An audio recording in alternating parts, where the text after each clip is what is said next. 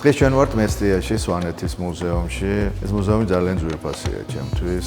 რასაც დღეს ჩვენ ვხედავთ, ეს არის შედეგი ძალიან ბევრი ადამიანის ერთობლივი შრომის და იმ დიდი ტრადიციების, რაც აქ არსებობს. ჩვენ შეგვიძლია სიამაყით ვთქვათ, რომ სვანეთი გარდა საგანძურისა არის დიდი პროცესების ადგილი. თუ შევაჯამეთ ჩვენ კოლექციებს, ჩვენ შეგვიძლია ვთქვათ, რომ აქ ერთის მხრივ ჩვენ ყვებით საქართველოს ისტორიას, რა თქმა უნდა ადგილობრივი მასალით, მაგრამ ჩვენ ვაჩვენებთ, რომ ეს ისტორია და ეს ნიმუშები მნიშვნელოვანია მსოფლიო ისტორიის კვლევისთვის.